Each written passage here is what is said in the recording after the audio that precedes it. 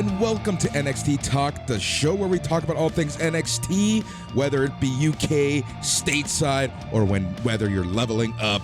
This is the show, NXT Talk. We're your hosts. I'm Boris, and as always, I am joined by the one, the only, the ravishing, the macho, the something, the Matt.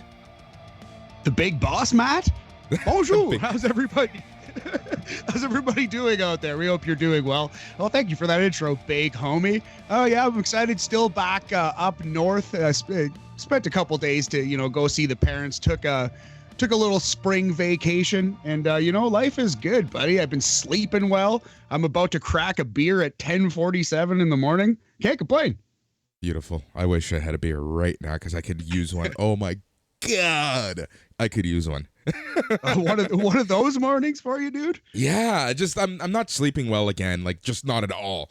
And it's just work has been so stressful. So a lot of companies do like they're like, not to get too boring, their financials, their year end is end of April, right? Like they follow the tax season. So right now it's use it or lose it type of budget, right? So right. Customers are scrambling. It's like, what can we buy from you? And I'm like, this is the best thing that you can do. Get us a bank of hours right now. We can, store it, and then you can use it. We can talk about how you want to use it. But yeah, just like it's just so much work even doing that, writing the contracts, getting the approvals, et cetera, et cetera, et cetera.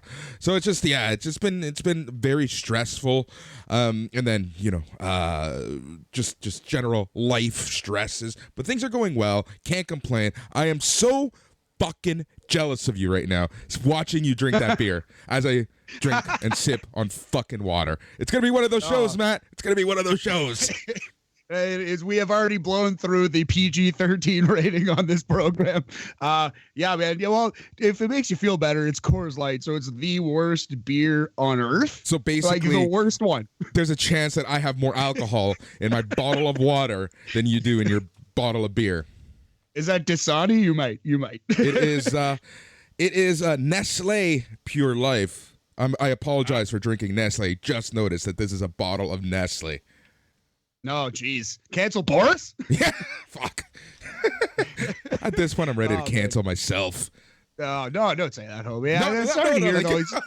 I understand. Sleep is so important, man. I've been sleeping like a log for the past couple of days, and it's a beautiful, glorious thing. But yeah, we're not going to touch on Level Up this week, obviously. But next week, homie, I think we got to talk about some Level Up. I think we got to watch that show because Roxanne, the former Rok-C, I believe, is making her NXT Level Up debut on Friday. Yep. I'm actually really looking forward to that. So Rok-C, formerly now known as Roxanne. I can't wait. Yes. Here's the thing, and I gotta give it up to the message board. I don't know why I call it the message board. I think I'm so used to saying that.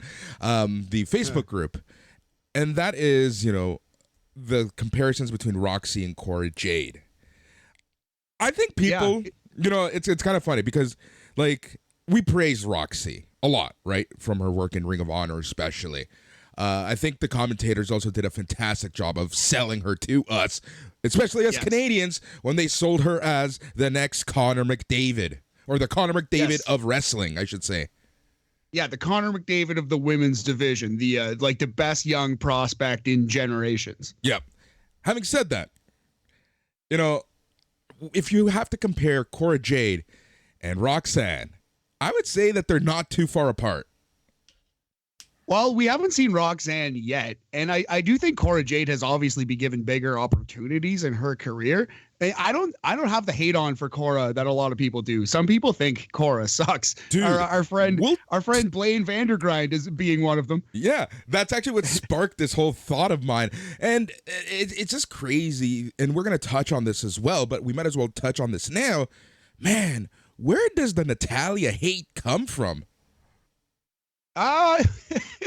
Her promo work, I would say, by and large, is where the hate comes from, I think. I don't think you can say much about her in-ring work. I think she's a pretty talented wrestler. She might be slightly overrated in the ring if you really wanted to be a dick about it, but you can't say she's bad. Okay, but here's the thing, Matt. Here's the thing. This is someone who's been wrestling for what? A good 15, like in WWE, 15 years, right?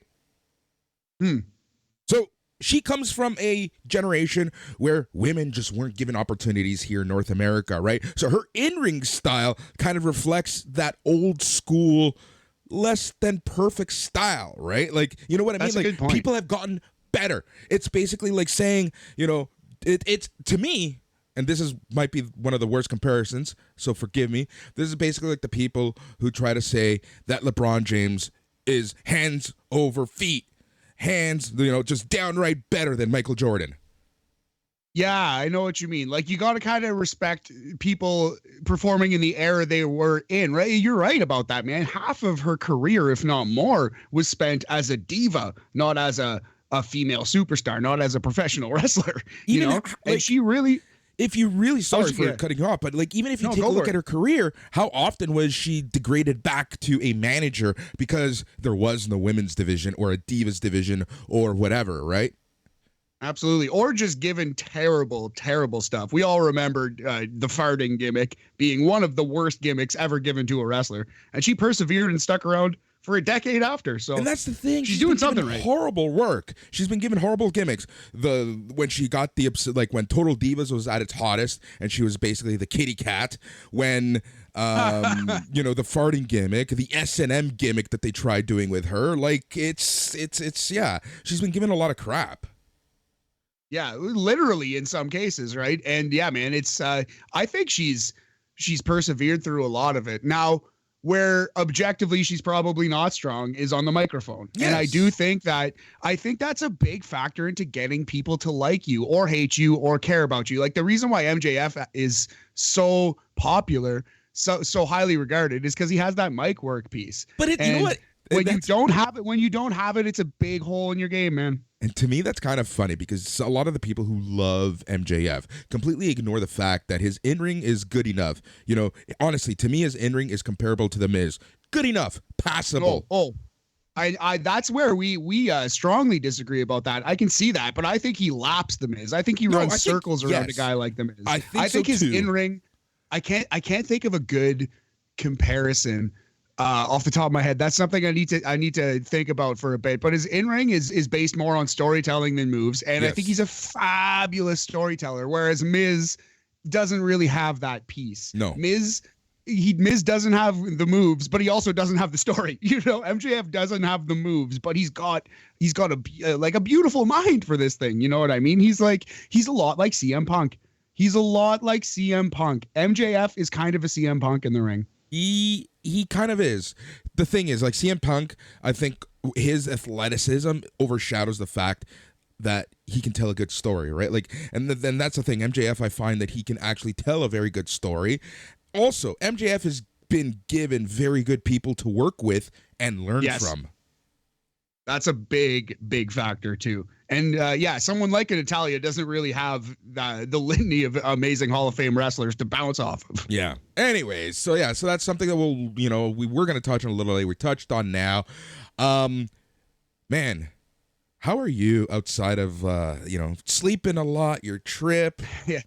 How's life? Yeah, just recovering, you know, like I got sick there, and but I feel like I'm pretty well back to normal. It doesn't seem like I got my family sick at all. Knock on wood. Maybe it'll be a late sneaking up kind of germ, but no, man. I was really burnt out, especially after WrestleMania weekend. It kind of felt like after exams in high school or college, when you would be like, and you would decompress and take a breath, and then you would get sick. You know what I mean? And then you would kind of need a vacation. Honestly, same happened to me. Like, last week I got just a little sick. It was just a very minor cold, but I had to cancel a bunch of stuff just because, I'm still being very careful, cautious towards other people, especially now that, stuff is happening around here with the COVIDs. Anyways, so... Man, I was looking back to Toronto for me, homie. Pretty soon, we got to get some hangouts in. Got to talk some BAM lists. Got some things cooking up. There's another podcast on the back burner right now. It's in the crock pot, just a bubbling, and big things are happening, buddy. I'm excited. So it's funny that you were talking about WrestleMania, and I was just thinking, like, honestly, WrestleMania drained me, but in like you said, in an exam sort of way. Like, I love doing the whole WrestleMania shtick last week or whenever that was. And I was looking at the calendar, and now that it's official, I think that long weekend in September, that Labor Day long weekend, is going to be another WrestleMania-like weekend. However, because it is split between two promotions, more people will be available for stuff on the SNME host side. Yeah, it's going to be a lot of fun. It's not going to be like the overkill of indie shows either, although I'm sure there will be like a big indie show or two. It's not going to be like Friday, April 1st, I believe it was, which might have been the craziest day in the history of professional wrestling in terms of high quality wrestling shows happening at the same time. Yeah, it's crazy. But yeah, so what we're talking about is All Out Weekend, Sunday, September 4th. Just announced yesterday, WWE's having their Stadium UK show in Wales, Saturday, September 3rd. So that's going to be a huge weekend for wrestling, regardless. Do you think we see any NXT involvement? Do you think NXT UK, that is? Do you think we get a Heritage Cup match on that card, Boris? 100%. I fully expect a lot of NXT UK, even in the undercard stuff, right? I do expect them to make a or they have their takeover. Ooh, interesting. They could do that on the Friday. Oh, that's an interesting call, my friend. That's long overdue, the NXT UK takeover, I think. Yep. I think that would be great. Yeah. Because NXT UK, it's interesting. We're going to talk about that in a little bit because I love seeing kind of like the NXT UK people coming over to NXT stateside. It kind of feels like like that main roster call up when they get the ticket. The one, as Nathan Frazier said, the one-way ticket to America. I'm liking that, but it also gives me pause, Boris, because it means they're paying attention to NXT UK, which is scary. It's scary. Wouldn't surprise me to see a couple guys falling, maybe some releases. Man. Actually, before we immediately transition into the show, one last thing. Paul York actually asked me this offline, and I thought it was an interesting question. I want to posit it to you, my friend. Do you think that we're going to get another Black Friday coming soon, a Black Monday, a big batch of releases post-Mania? Do you think that's coming? So it is post-Mania always brings the releases. In fact, usually on Wednesday, Thursday after Mania is when we get the announcements, right? So I do expect some releases. I fully expect some NXT releases, and the reason for that is because if you remember when they made the transition into NXT 2.0, one of the key things, one of the major takeaways that I always took from that was, we're going to evaluate our talent every 6 months. Yeah.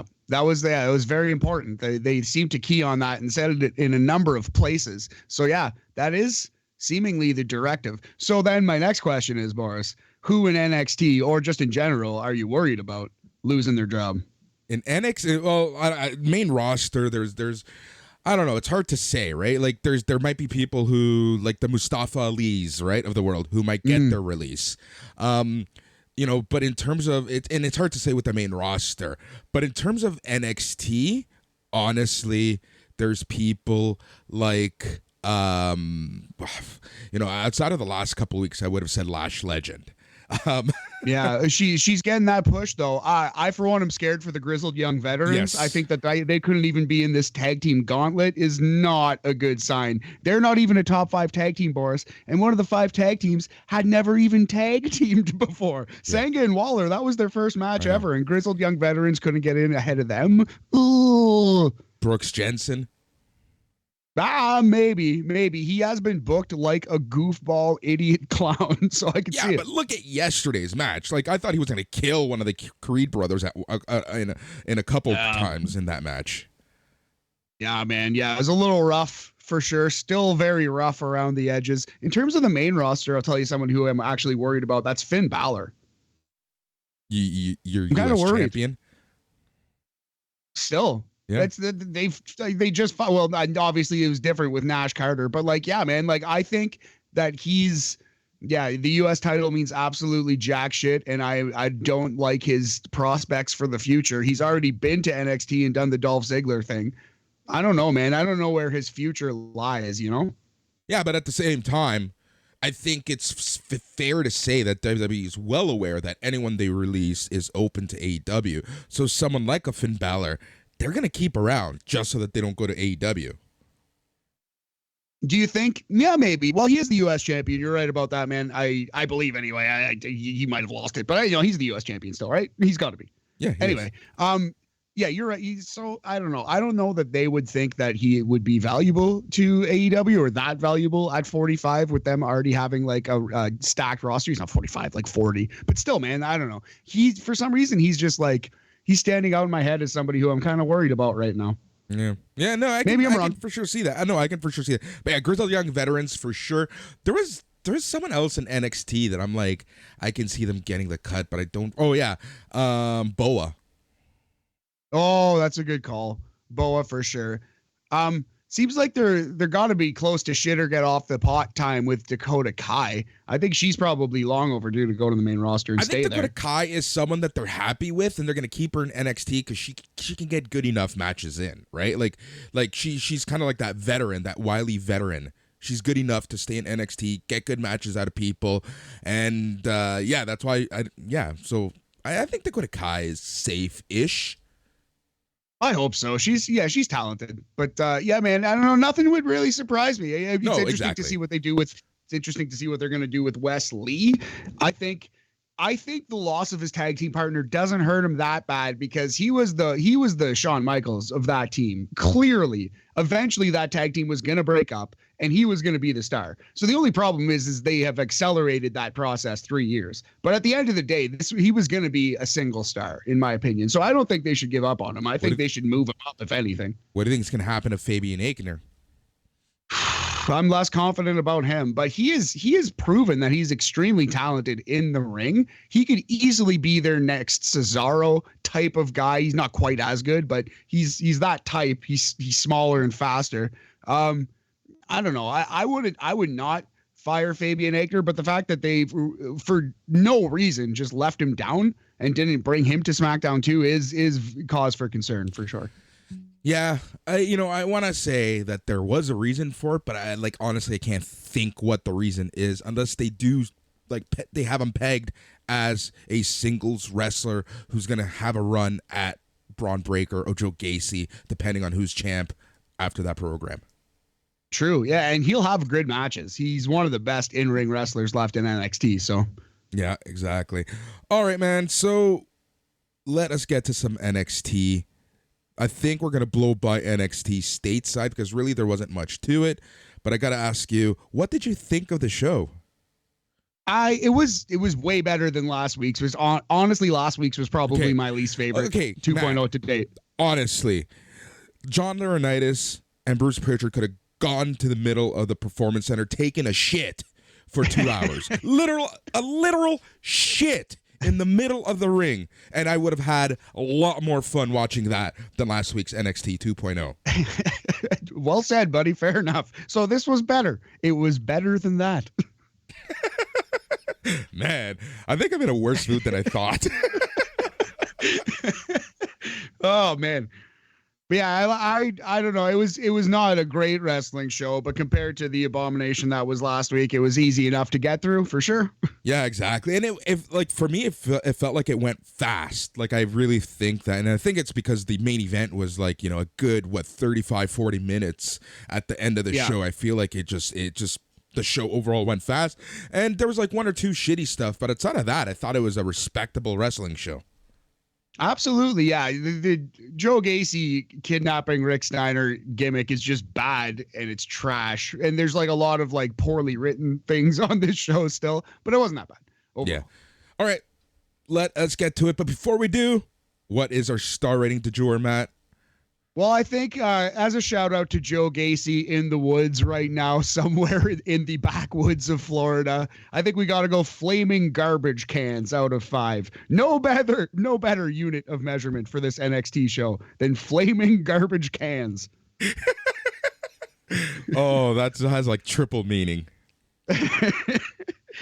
Let's go. All right, the show kicks off, and we're right away going into the first match of the night, which was Cameron Grimes versus Solo Sikoa for the NXT North American Championship. All right, probably the best match of the show. Yes, number one. Number two, interesting that the commentators, I feel like WWE's just given up, trying to hide who's related to whom. And now they're like, all right, this guy's a part of the bloodline, blah, blah, blah. It's like this half weird, like, he's still from the streets, doing Rikishi's old gimmick. And I'm still convinced he's going to have Rikishi's old gimmick, positive dude from the streets gimmick. But make a difference, Fatu. Yeah, make a difference, Fatu. So, but it's this weird hybrid of like the Solo Sikoa character with starting to have elements of the bloodline. Yeah, a couple flashes of oos in there, Boris. Yeah, and especially I love the fact that the commentators called out the fact that the bloodline right now are collecting belts. So I love the fact that they kind of tied that into this match, saying that Solo Sikoa, is following his family's kind of journey right now. Yeah, the directive. Yeah, the head of the table makes a call and everyone falls in line, man. That's the way it goes. I do like that. It's a through line. It's something that we've been begging for years, and it sadly took 2.0 to actually do it. But NXT stuff matters on the main roster and vice versa. Man, could you imagine if NXT stuff mattered? Yeah. Anyways, I don't even want to do that what if episode. I couldn't. We should do that one day, but yeah, it just makes me sad. Makes me sad to think about. Cameron Grimes, a lot more serious in the ring and in promos, and I'm really liking this character for Cameron Grimes. Like, this is the character that I could 1,000,000% see. Yes, I said it. 1,000,000% see getting over on the main roster. Yeah, it's fitting that he is like the Intercontinental Champion of NXT because he's perfect IC champ level wrestler. You know what I mean? Yep. Is this Cameron Grimes probably never going to be world champion? I think that's fair, sadly, because he's talented enough. But with this character, with this size, with his popularity, he could easily be an IC champion level wrestler for a very long time in the WWE. Yep. And like you alluded to earlier, this was probably the best match of the night. I think both guys really put it out there. This was probably Solo Sikoa's best in-ring match, in my opinion. Solo? Well, yeah, you could say that. It depends how you define, like, whatever, because he was in the ladder match, right? And he's part of it, so I think he deserves credit for that. And also the hardcore match he had with Boa was actually pretty good too. Yeah, but I forgot about the ladder match, to be 100% honest. But I think that outside of the ladder match notwithstanding, I think this was probably his best performance on a one-on-one match. For sure. Well, I'll co-sign that one, buddy. Yeah. And yeah, this was like thing about NXT, and it's always hard to really like get into the analysis portion of NXT because the matches are laid out pretty simple, right? Like it's especially a match like this where it's face v face. Yeah, very basic, and Cameron Grimes being way more experienced, you kind of know exactly what you're going to get. A very basic match, one or two high spots, probably interference at the end, and finisher 1, 2, 3. Yeah, exactly. So at one point, Solo dodges a cave-in, but caught Solo into his signature Spanish Fly power slam for a very close near fall. Solo reversed the cave-in again into a sweet-looking Samoan drop for another near fall.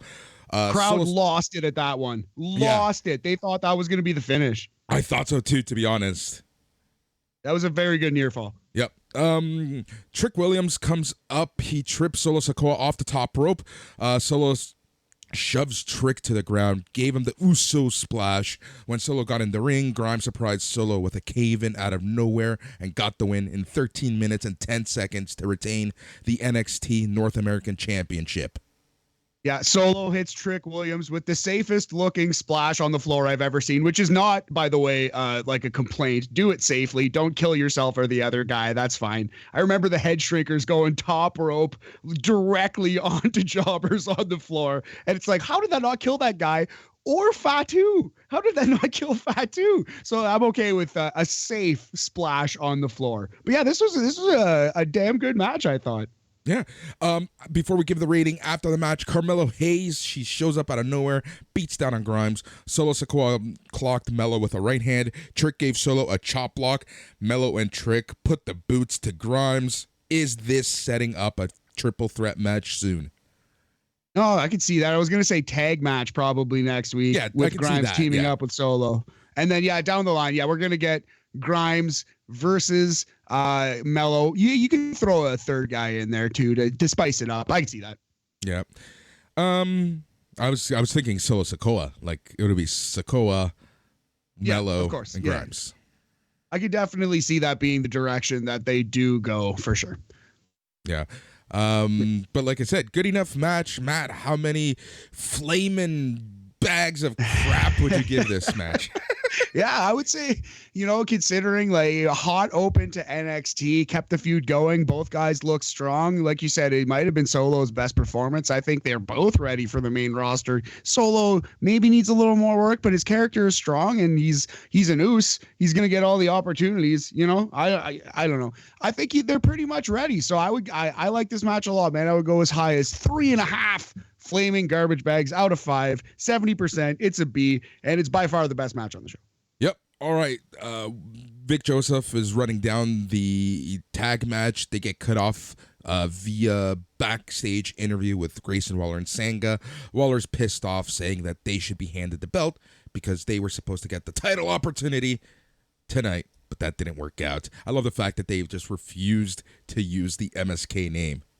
Yeah, they're just written out of the history of NXT, which I get it. If they're gonna fire him and they're gonna be like, that Hitler pick and the allegations are enough that we don't want to touch you anymore. They're toxic. That's it. It's not Benoit, but it's in that pile. You know what I mean? It's in the Benoit pile. They're toxic, but they're no attraction. No, sir. Certainly not anymore. Yep. Anyway, so Waller's arm is still in a sling, and he says that Sanga is going to do all the work, essentially. I do like the heel dickhead move of saying we should have been gifted the titles literally on a silver platter for a tag team that has not once teamed. Yep. Love that. I really like that touch. All right. Malcolm Bivens and the Creed brothers cut a promo backstage. They hyped their participation in the tag title Gauntlet. They focused a promo on how they're going to target Pretty Deadly and beat their arses. Bivens is awesome. We run out of ways to say it, but don't forget. If we forget to bring it up one week, please know that we love Malcolm Bivens and he is fabulous. The best, singular, number one, the best promo guy on NXT. Yep. All right. We've touched on it. There's a gauntlet match later in the show to crown new tag team champs. Did you think the gauntlet match was the best possible match for 5 teams? I could see a lot of arguments. Personally, I like gauntlet matches. I wasn't choked about it. I was excited to see it.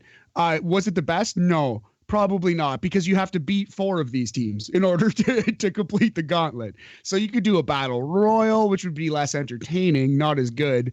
You could do a ladder match, which would probably be more entertaining but more dangerous, and you just did one. And so maybe this was actually. I don't think you have the room in the Performance Center for a regular tag team match or a ladder match. Hence, the gauntlet was probably the best choice. Yeah, it's interesting. Maybe it was the best choice, but there is a huge argument against the gauntlet, which is you had to beat 4 of these 5 teams. But we'll get there when we get there. All right. The Creed brothers and Bivens, they're standing next to referees. They're spinning the lottery tumbler. This was to decide the entry into the gauntlet match. Julius Creed took the lottery ball and said he wouldn't have it any other way, which kind of, to me, gave it up in terms of what position they ended up in. Yeah, but that's fine, pay attention to the show. I liked it. But I'm a sucker for the old Royal Rumble bingo tumbler. I love it. All right, Braun Breaker with 2 Ks makes his entrance in street clothes. Breaker said that Gacy wanted to send Breaker a message. Breaker said Rick Steiner is home and okay, but nobody messes with Breaker's family. He said that Steiner gave a lot to this business and is a Hall of Famer. Breaker asked Gacy to come out and see if he's a real tough guy. Gacy appears on the Tron. He was standing in front of a bonfire. Gacy said after abducting Rick, he understands why Braun is so tough. He said Rick took his beating like a man. Gacy then showed that he took Rick's WWE Hall of Fame ring. Gacy said that ring is a picture of Breaker's historic family's hard work. Gacy said that the legacy needs to be tested by fire. Gacy took the ring and threw it in the bonfire. So I still I would still qualify this as bad. Don't get me wrong. I think it's a dumb story, and it's just, if you put even 1 second of thought into it, it renders all of wrestling stupid. But I did kind of like Joe Gacy here. I actually did think Gacy did a good job in the confines of this terrible NXT story. There's a million other ways they could have ended last week's show, right? The fact that they abducted the man was really dumb. Like, they could have just beat him up and stolen the ring. Yeah. It was the fact that they're on the run right now, hiding in the woods of Florida, is very dumb. It is, yeah, there's a lot to complain about. But yeah, Joe Gacy is coming along as a performer. Yep. The hardest working reporter in all of professional wrestling, Mackenzie Mitchell, interviews Toxic Attraction on the Toxic Lounge couch. Mandy brags about Gigi and JC regaining the tag team titles after losing them. She also hyped defending the NXT Women's Championship later against Dakota Kai.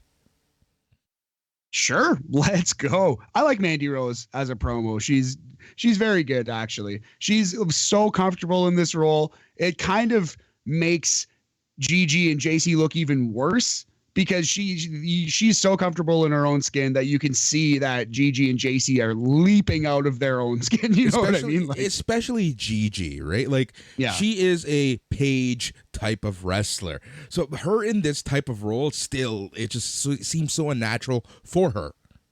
Yes, agreed, man. Agreed. And honestly, like, we always talk about how weird JC Jane and Gigi Dolan are, in terms of like the way that they act, the way that they conduct themselves. But when I find it gets like put to 1,000 when they're right beside Mandy Rose and she's cutting a promo. Like, you actually realize how uncomfortable JC Jane and Gigi Dolan are, and you realize how little chemistry they have. Exactly. Like, zero chemistry still after almost like 6 months of this. Maybe they like secretly hate each other. Maybe they probably, well, you can tell, man, they probably aren't comfortable. Other than Mandy, the other two of them probably aren't super comfortable in this role. Yeah. All right. Fuck. Kushida and Ike Minjiro were hyping each other up backstage. Kushida's Go ahead. I was just going to say, why does every Asian character on this television show have to be a screaming child? Yeah. They get so racist and stupid. 3 Asian characters on the show are screaming idiot children. Wendy Chu and Jacket Time. Yep. And literal Sailor children. Moon. Oh, Sailor Moon too. There's 4. Oh, it's so terrible. Dude, and even Io Shirai does a lot of screaming. Yeah, you know what? Yeah, that's very true. As does Asuka, but at least Io Shirai and Asuka and top level, they're badasses. They're tough and like they're yeah. I don't know. It's man, but just like it's just so disappointing. Every time I see Jacket Time, I wish I wasn't doing this podcast so I could just turn off the show and stop watching NXT. I know. I hate them so much. I hate that act so much. I love Kushida. Ike Minjiro's totally fine. Charismatic guy, but man.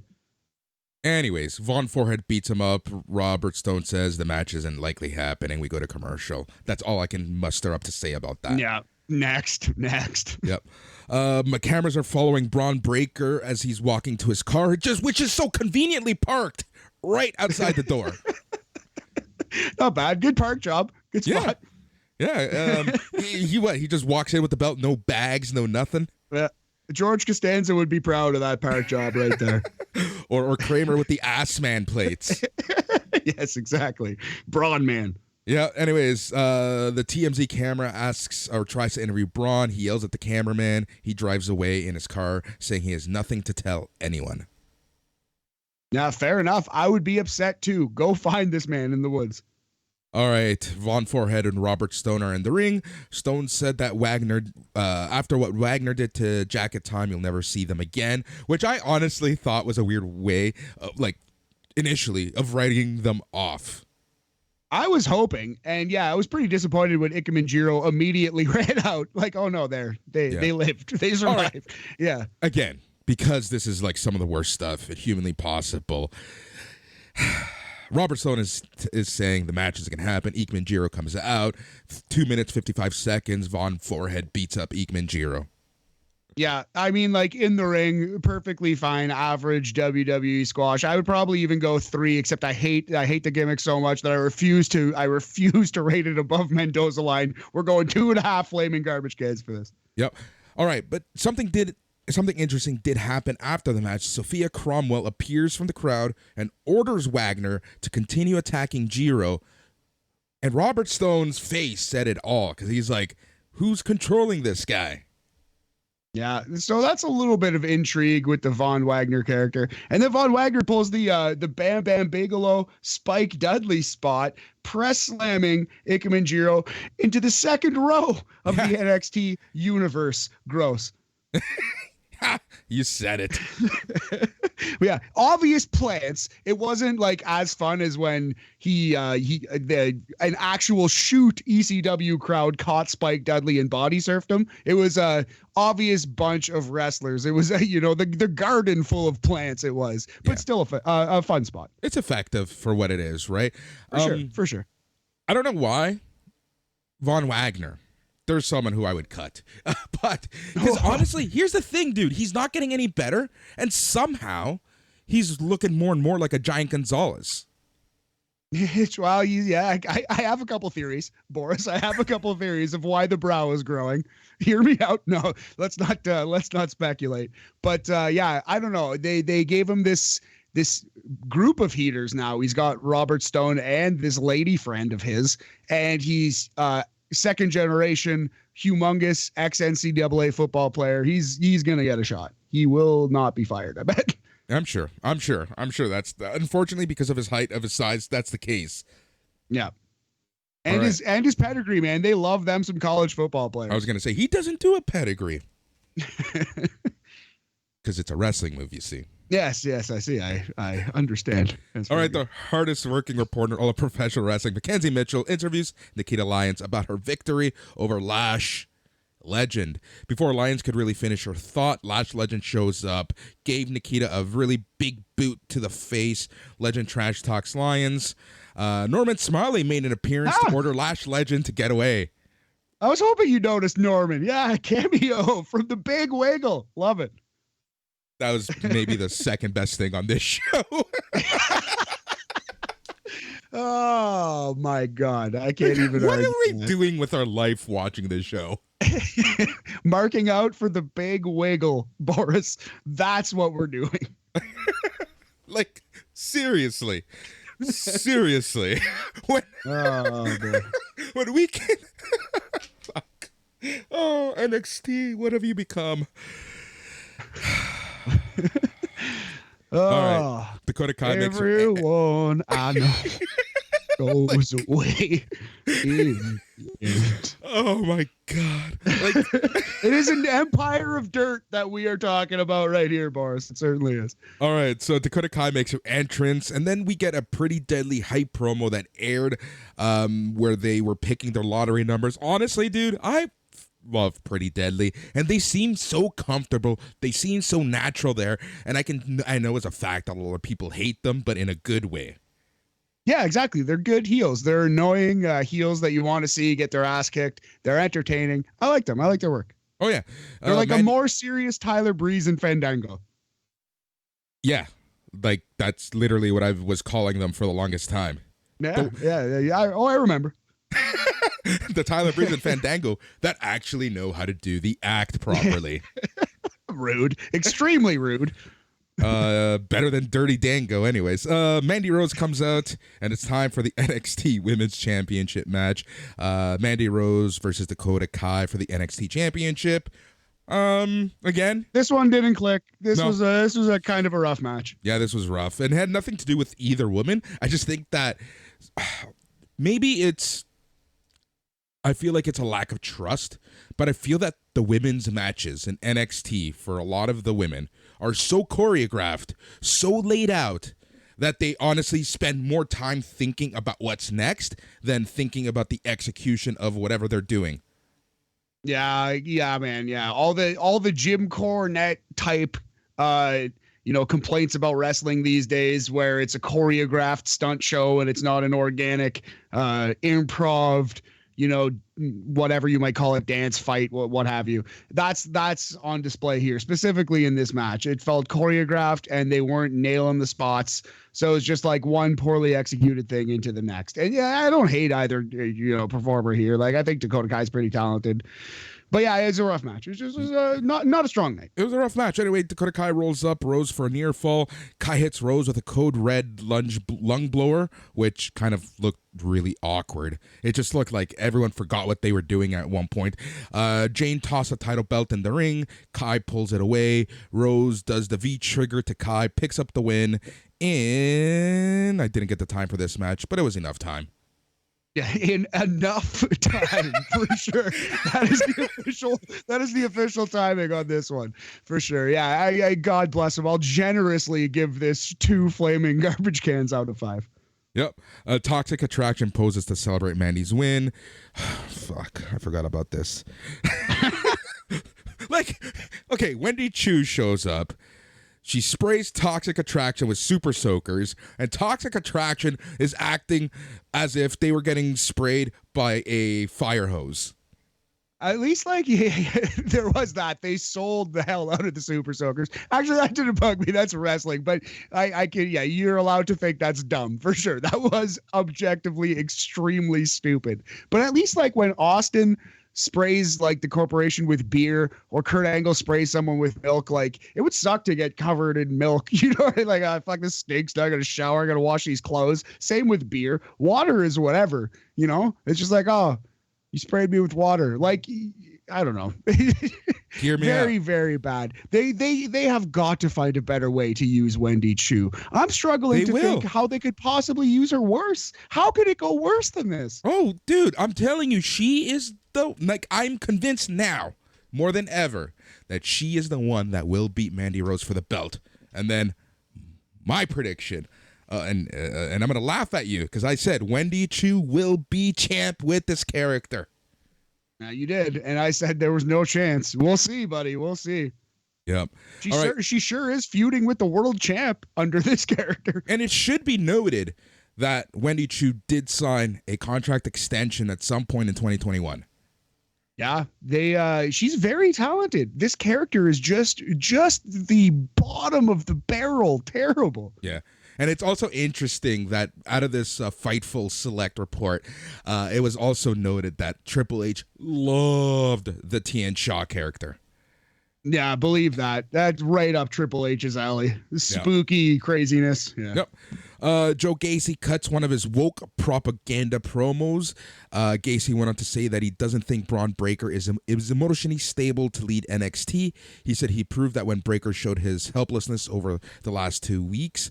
He said he's going to control Braun Breaker every move and control Breaker's life. He said he's going to hang on to one thing. Gacy took the burning WWE Hall of Fame ring, puts it on his finger. He sold the pain because it's hot right out of the fire, you see? He's sacrificing his finger to control Braun Breaker with 2 Ks. Sure.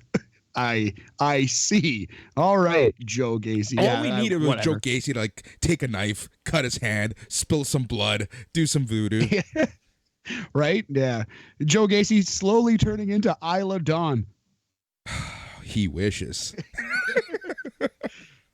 Cora Jade was shown backstage walking to the ring. Legado del Fantasma were having a meeting backstage. Tony D'Angelo shows up and said he wanted to show Escobar some respect and hopes they don't cross paths in a negative way.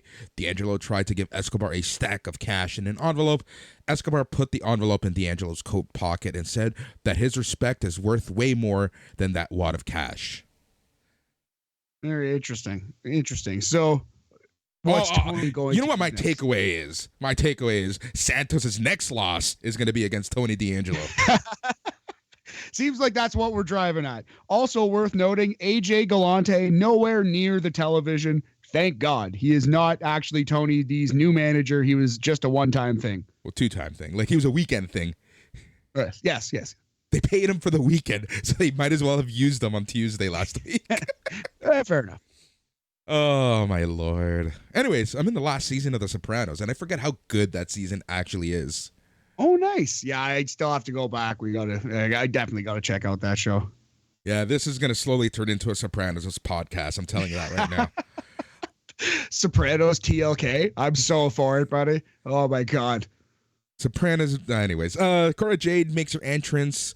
Jade said that Mania week was the most important weekend of her entire life. She said it ended up being bigger than she could imagine, but what made it worth it were her parents being able to watch her wrestle live from the second row. I kind of liked, there is something to be said about that line saying that, soon enough they'll be in the first row, right? Like she's going to work on that. That's funny. I didn't even catch that, but good call. She said she really thought she was leaving Stand and Deliver as champion. So did everyone else, Cora Jade. So did everyone else. She said she's still learning and she knows that you don't always get what you want. She said she came so close and found out what she needs to become NXT Women's Champ. Yeah. And was this when fucking basically, yeah, she says a couple more stuff. She says this isn't a promo about, how she's going to redirect her focus. She basically said since she was a kid, she wanted to be champ. She's going to bust her ass. She names names like AJ Lee, Sasha Banks, Natalya, Paige. And then this is when Natalya comes out. Natalya comes out to a pretty impressive pop. A lot of people were very surprised, especially like the way that Cora Jade sold her shock was kind of cool. Yeah, I appreciated that. She did get a superstar pop from the NXT faithful. Yep. Natalya struggling to fight back tears. She said she's honored to meet Jade. Jade cuts off Natty and then fangirled over Natty, saying that this is a surreal moment for her. She talks about the moment when she DM'd Natty when she was just 10 years old. Natty cuts off Jade and said she saw the message. I love this line because this is kind of like a slap in the face also. She's like, I DM'd you when you debuted and I saw your message from 10 years ago. Oh, that's hilarious. Yeah, that made me laugh. All right, she said she pointed to a young Cora Jade in the crowd back then because and she's so happy that Jade is where she's at. Natty said Jade is gorgeous, but more than anything, Jade has passion for this business. Jade said she feels like she should pass out now. Natalya said she's mentored, trained, and competed against the best superstars in WWE history. She said she's looked backstage and has seen the landscape, but Jade is the future of the WWE Women's Division. That said, Natalya said the future is bleak. She then slaps Jade, puts Jade in a sharpshooter. Referees pull Natalya back. Jade laid against the ropes crying because one of her heroes beat her down. And they always say, Matt, never meet your heroes. Yes, sir, Boris. Yeah, they actually, Mackenzie and Cora cut a promo. Not that it was like great, but it really should have been on the TV show. It was ended up coming up on the old Twitter Cora? Feed. Your girl, the hardest working reporter in all of professional wrestling, Boris Mackenzie Mitchell and Cora. Yeah, they cut a promo that actually should have been on the television show that mentioned that exact thing, never meet your heroes and such. But I didn't dislike this as much as some people on the internet did. I guess though, if you were really like looking at it and analyzing it, and that's what we do here, Boris. Cora Jade's promo wasn't great. Neither was Natalya's.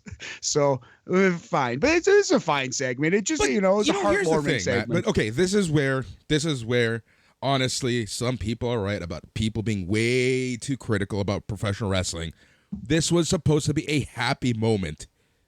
Yeah, exactly. And this moment made me happy. I think it achieved exactly what it needed to do. Exactly. We're going to leave it at that.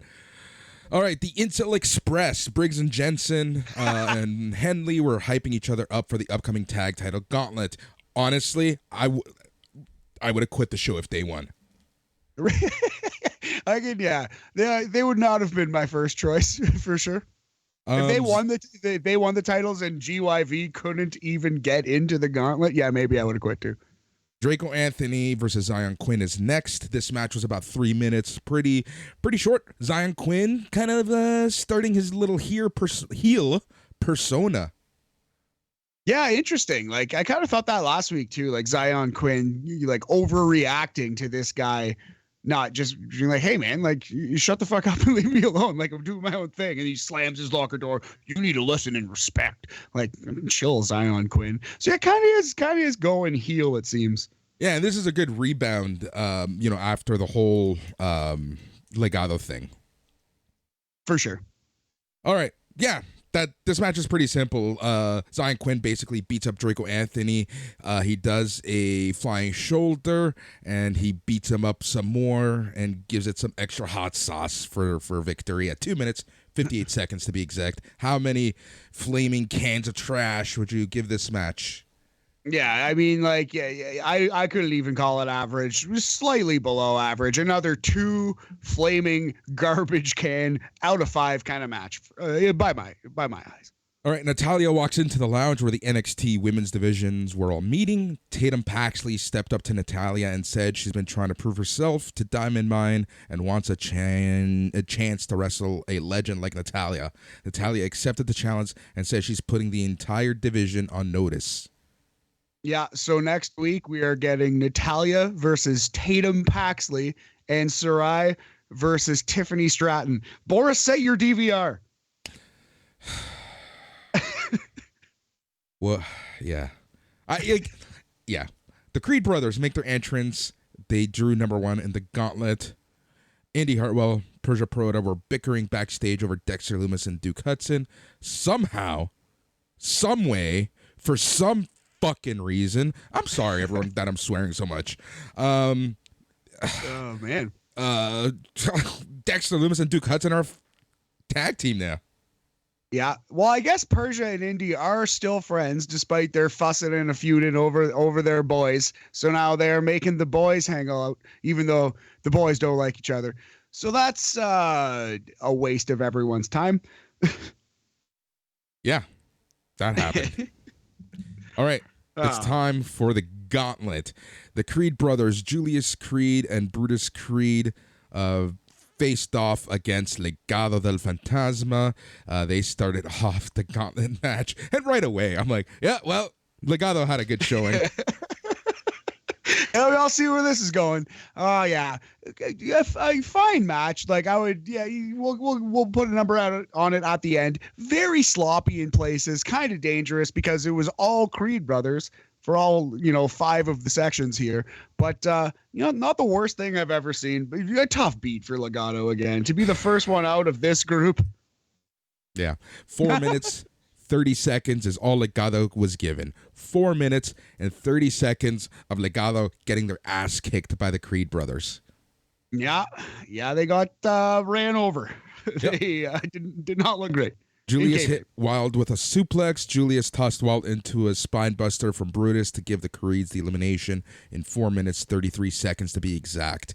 All right. If you wanted to rate each of these like little segments as matches, this was the best match of the Gauntlet. Exactly. For sure. By far. The next one scared me more than anything else because Julius Creed and Brutus Creed went up against the Incel Express, Josh Briggs and Brooks Jensen. Electra Lopez and Fallon Henley were like bickering at each other when the Incel Express was coming out and Legado was going out. This match was given. Do you know how much time this match was given? This is what pisses me off about NXT. This is what gets to me. You have people who can honestly fucking wrestle, and they're given 4 minutes and 33 seconds. You have the Incel Express. You know how much time they were given? Do you know how long this took? Probably I went through a commercial too. God, 10 minutes? 13 minutes and 25 seconds. Almost 10 minutes longer than the previous one. 13 minutes. That's a full ass match in NXT. Wow. You felt the 13 minutes too. Yeah. Sorry. So this match was 10 minutes. We're at 13 minutes total. Gotcha. Okay. So yeah, I thought it was about 10 minutes. That checks bullshit. Out. Yes, it is. I would agree. I understand I understand the whole development stuff. But you got to give us good fucking wrestling.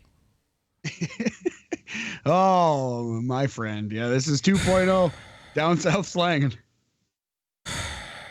Again, I apologize for all the swearing. Like, even I think this is too much. But honestly, this match really bothered me just because you could have made this match mean a lot if Legado came out, second to last. I think so. Anyways, Grayson Waller and Brutus, Sangha next. Yeah, I'm just going. How would okay? You do you. Do your thing.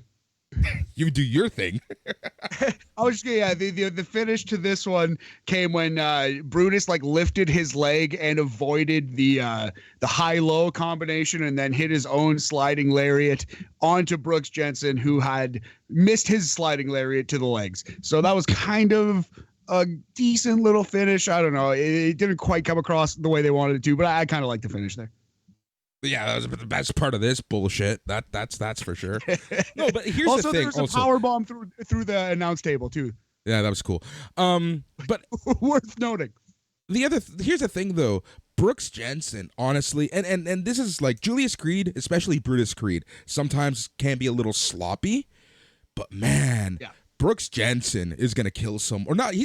He's very close to injuring people in the ring sometimes. Man, yeah, he's had some rough he did that moments. Weird knee to the neck of one of the Creed brothers. Yeah, I remember that. Yeah, man. Yeah, no, he's a bull in a china shop, a Bull Buchanan in a china shop. You might say. Good one. All right. Anyways, Grayson Waller and Sangha come out. They do their thing. Sangha essentially does a lot of this match. Julius was tagged in, hit Sangha with a cartwheel suplex. Julius hit Sangha with a sliding lariat for the elimination in about 6 minutes, and we're at 19 minutes, 50 seconds of the total match time. Very surprising for a number of reasons. Sangha goes down clean as a whistle, clean as a sheet. And speaking of online promos, Grayson Waller cut a promo on the YouTube, on the Twitter machine, says he's done with Sangha. He doesn't need anyone watching his back. So we're done with this act already? Word? I guess so. All right. Then Pretty Deadly comes out, and I was actually, honestly, this portion of the match saved the entire match for me. Pretty Deadly, they're good. I really do like them. Yep. They have a good story right now with the Creed brothers. So if we're taking a look at this match from a pure story point of view, this was well done, right? You have Julius and Brutus Creed, the Creed brothers, super faces, by the way, now. Officially, they even kind of did the respect angle with Instant Express before their little match. So I like the fact that you have the Creed brothers going through the entire gauntlet, then they face up against the people who have been tormenting them for the past few weeks. Yeah, definitely.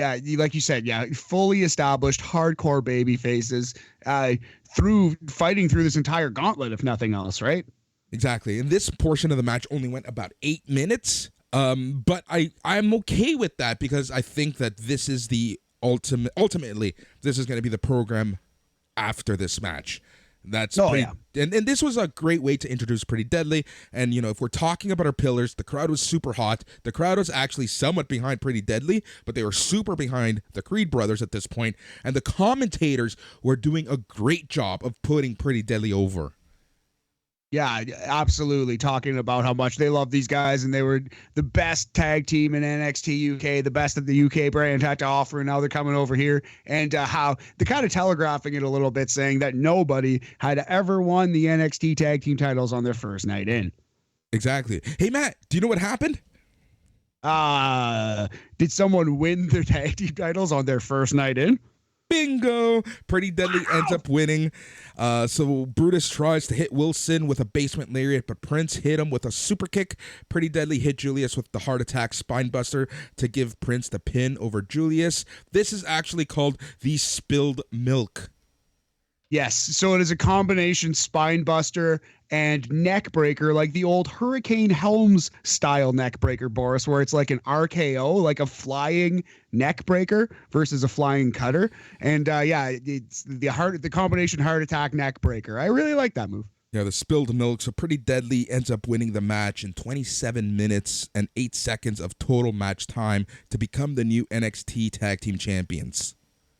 Yeah, it broke down a lot during the whole Incel Express versus Creed Brothers phase.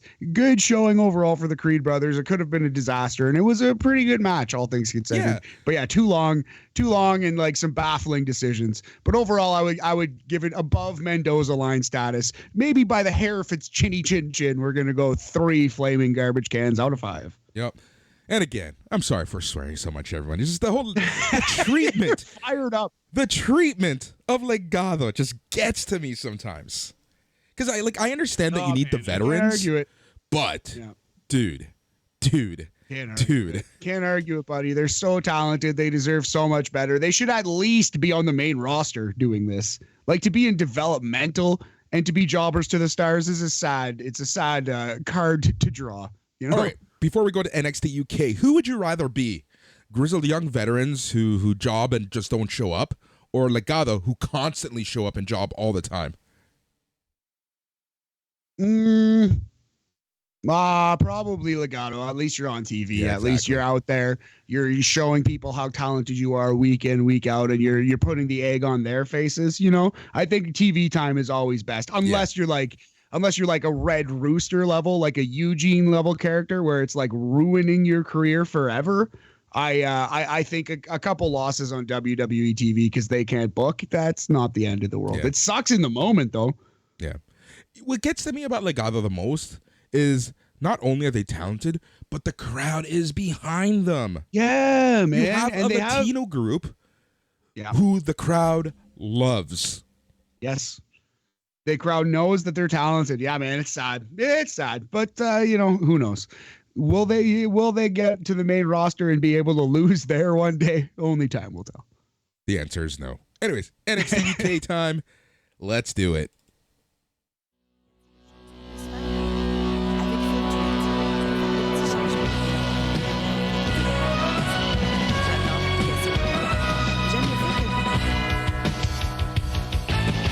All right, it is time for NXT UK. Thank God we have this show to talk about because, man, sometimes NXT stateside can just be so bad.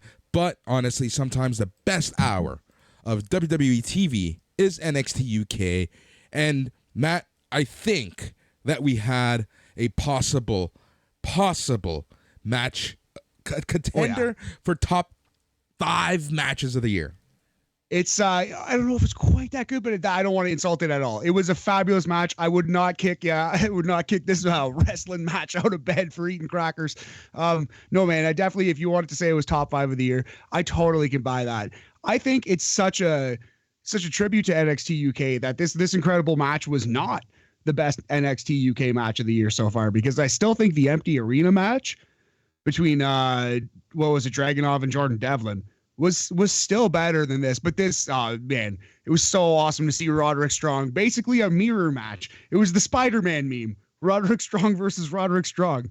Yep, that's pretty much what it was. All right, we get right into action with Primate, with Eddie Dennis and T-Bone versus Wild Boar. This match only lasted 3 minutes 47 seconds. I thought the whole point of this was Wild Boar was gonna take down everyone. Yeah, that's not what occurred. And Wild Boar got taken down by everyone and then almost hanged on television. They were about to hang this man.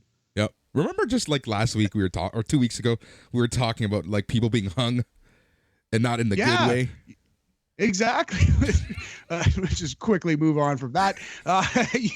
Yes, Boris, I do remember talking about the Big Boss Man versus Undertaker, a Hell in a Cell match where they also did a fake hanging. And yeah, we were just talking about how Wild Boar is an 80s throwback. He's got 80s promo.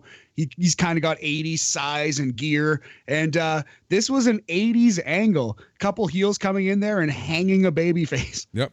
And then you have Mark Andrews making the save. Mark Andrews, I believe, correct me if I'm wrong, the only Welsh wrestler in WWE right now. Right? Maybe he might be on that September 3 show. Big homie is what I'm driving at. I'm not sure if he's the only one, but he certainly is. I think. Quite possibly. Yeah. All right, so let us get back to the show. So this match was short, and it kind of took me for a loop because I thought Wild Boar was going to get the win. But I guess at the end of the day, it's going to be Mark Andrews and Wild Boar now teaming up to beat everyone up. So what did you think of this match? I liked it. I thought it was perfectly fine for what it was. I really enjoy Wild Boar. He's just so unique and different from everything and everyone in WWE that he stands out to me right now. So I'll go 3 supernovas out of 5 for this one. I enjoyed it. Yep. Brief as it was. Sam Gradwell found maggots in his ring gear bag. Yeah, gross. Colorful maggots, though. Good of Kenny Williams to find a nice rainbow assortment of maggots. Yep. Oh my God. The next thing was one of the best promos of the year. D Familia in the luxury suite. Why is D Familia just so cool? Yeah, Charlie Dempsey did an incredible job in this promo. I thought he was a noticeably better actor than Tioman. So much so that it looked like Charlie Dempsey was like on a television show because the production was so good. You could have you could have squinted your eyes and thought, am I watching a TV show? And then when Tioman was on the screen, it was like, oh no, this is very much pro wrestling. Yeah. You know? Yeah. So Charlie Dempsey's gonna pull the Rock on Tioman, isn't he? Oh man, I hope so. That should be where this is going. I can't believe we haven't. The way that they've kind of been building this up, where Charlie Dempsey is kind of doubting himself, because I think he's still through and through of a heel, but he's doubting himself, and I think it's not himself. I think he's doubting the other guys, and I think he's going to end up running D Familia when all of this is said and done. That. Man, what a great call. I can't believe we haven't figured that one out before. That is definitely where this story is going, and that's a great idea. Also, just to clean up what we said previously, I believe Flash Morgan Webster and Eddie Dennis at least are Welsh as well. So there's more than one in WWE, but I'm 90% sure Mark Andrews is Welsh. Yeah. Dave Mastiff and Jack Stars had an altercation with the Coffey brothers in the weight room. Joe Coffey squared up to Mastiff. Mastiff drew attention to Mark Coffey being struck under the weights as a result of Joe leaving him. So yeah, a little trouble in Gallus paradise here. Yep. Yes. All right, Wolfgang versus our boy Charlie Dempsey with Rohan Raja. Oh man, Charlie Dempsey is like skyrocketing up my favorite wrestlers. Like every week I watch this guy and I'm just like, man, I try to heap praise on him and try to go above and beyond and tell everyone like, this guy's great. He's great. Go watch him. But even then, I don't think I'm doing enough. He's way better than I'm giving him credit for. This guy is so fabulous. If Charlie Dempsey goes stateside, which I think he's ready to, I think he needs to go stateside ASAP. I would be happy if he takes over Legado. There you go. That is the best compliment Boris could give to somebody right there. No, man, all I'm saying is it's very easy to go, I want to see him in AEW. I want to see him in the Blackpool Combat Club. Ever since the Combat Club started, everyone just wants to see someone going into that group, right? But this guy is, of all the wrestlers in professional wrestling, even more so than Zack Sabre Jr. because he's William Regal's fucking son. This man needs to be in the Blackpool Combat Club. Yeah. And I would love to see like a Wheeler Yuta, Charlie Dempsey, my dad likes you more than me type of thing. Oh, a little interesting little feud. Yeah, I'm already just booking this guy's AEW run. I love the fact that we already know he's going to go. Oh man, but yeah, he's honestly like in a fair world, he's a great promo. He's tall, good looking kid, and he's one of the best wrestlers in all of WWE already. Full stop, no doubt. So in a fair world, Sky would be the limit. Like he could be a future world champion, legitimately. Bit of a weird ending to this match, though. Okay, so Wolfgang goes for the spear, and then Tioman's eyes flash up on the screen. Raja jumps up to the apron. Wolfgang hit the spear on Raja, opening himself up for Dempsey to hit the bridging suplex for the win at 7 minutes and 20 seconds. Yes, and I love how Charlie Dempsey has multiple finishers. He's got a number of ways to beat you. He has like his mega death kill submission move, but he'll also just pin you with a suplex because he's a great wrestler. Yep, he's kind of like a bunch of wrestlers that we praise put into one, and I think that's really why I like Charlie Dempsey. He's obviously has the William Regal elements, he's got the Zack Sabre Jr. elements, and he has that Jonathan Gresham element where he can beat you in so many different ways. Yeah, exactly right, man. And something I think it was Kevin Nash mentioned this about Dean Malenko. Like a million guys can wrestle, but only a few can put like a pizzazz on it and can make it look violent and entertaining and special. And it looked like Dean Malenko was hurting people. And that's why Kevin Nash loved Dean Malenko's work. And he wasn't the only one, but he just has articulated that. And Charlie Dempsey, you can easily slot him into that exact same statement. Like, he just looks so crisp and so fun, believable, entertaining. Yep. All right. How many supernovas, crumpets, Yorkshire pies would you give this match?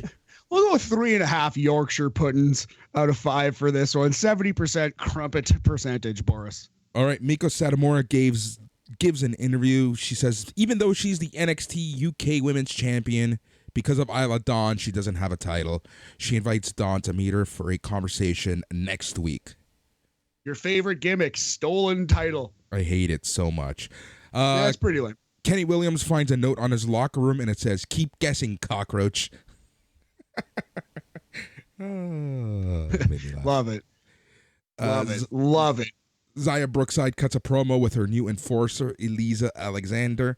She celebrated her daddy, linking her up with Alexander. Alexander said she would make her in-ring debut next week and that someone would get battered. Yes, I am not familiar with her work, but Eliza Alexander, formerly known as Lizzie Evo on the indie scene. So if you're familiar with Lizzie Evo, she is now in WWE UK. Yep, that's pretty much it. All right, after this, Sid Scala announces that Mustache Mountain is going to defend their NXT Tag Team Championship against Smith and Carter in a 2 out of 3 falls match. Maddie. Buddy, we've been hot. We've been hot on the calls lately. We should start gambling on this wrestling, or at least something. Put in a lottery ticket. But yeah, man, it seems like the time to switch these titles. Seems like the logical conclusion of a match to have as well. And because I think like we're still gonna get the Mustache Mountain implode story. Yes, we have to. Wolfgang storms into Gallus's dressing room and demands to know why the Coffee Brothers weren't at ringside to help him against Die Familia. They apologized and said it wouldn't happen again. So it's gonna happen again. A little more trouble in paradise. It is another hint that WWE might be watching. Every tag team on this brand now hates each other. Yeah, you're so true. That's how you know the WWE influence is there, buddy. I'm telling you. All right, Ilya Dragunov versus Roderick Strong for the NXT UK Championship. Holy shit. We have been spoiled. We have been spoiled with good wrestling. There's so much good wrestling out there. There's so many groups doing so many things, but yet this match still will stand out. This match will be on our year-end list somewhere. This match was awesome. A war. Like we said, it was the Spider-Man meme. Roderick Strong facing Russian Roderick Strong. Man, these two were slapping and punching the crap out of each other. Oh man, just high octane, high impact, intense, intelligent, believable pro wrestling. Like it looked like closer to a modern high speed fight, than like an NXT 2.0 match. Yeah. No, this match was so freaking good. It's so freaking good. Like I said, this was high intensity. They were kicking each other's asses. Like they honestly, no matter how we try to describe this match, we can't do it justice. Go out and watch this match, please.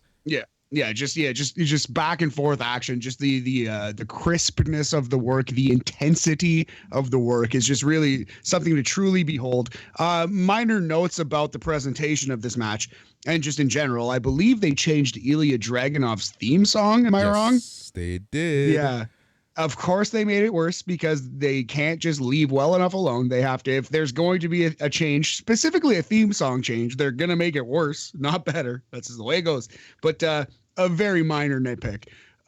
Incredible match, second best match on NXT UK this year, and that is a compliment because there have been some bangers. This isn't the only. There'll be more than 2 matches from NXT UK on our top 122 list, but this and the empty arena match a couple of years ago are like match of the year contenders. It was just really fabulous. Yep. So yes. Dragunov is trying to get Roderick Strong's knee throughout the match. He does a chop to the knee. Dragunov targets the knee for bit of time when Strong refused to tap from a heel hook.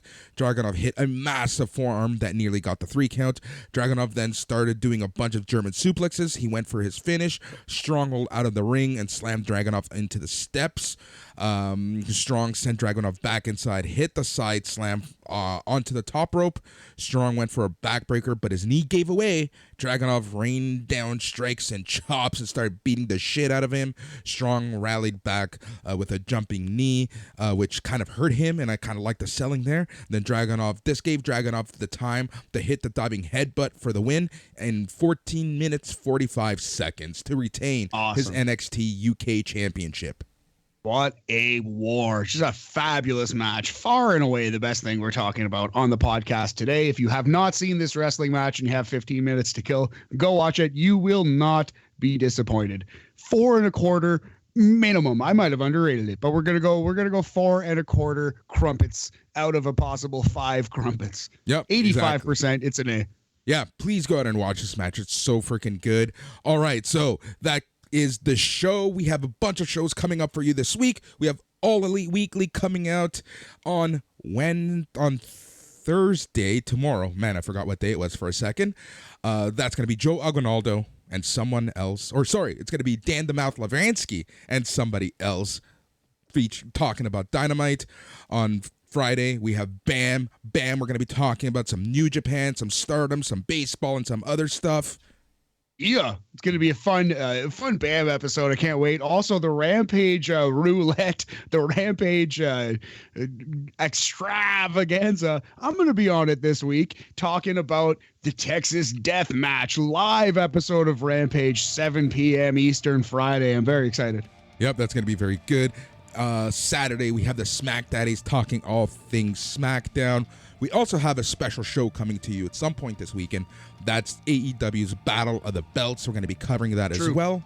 And then on Sunday, it's Mike McGuire coming at you with the flagship show and all the news of the week. And that wraps up the week. Matt, always a pleasure. Again, I apologize for all the swearing. I'm heated up. Sometimes you got to roll in hot. Well, yeah. Sometimes you just got to come in fucking fired up, buddy. It's the way it goes. But yeah, we'll try to keep it PG-13 next week. Yep. At least rated R, not NC-17 like it was this week. All right. Yeah, fair enough, buddy. He's Matt. I'm Boris. Goodbye. Yeah.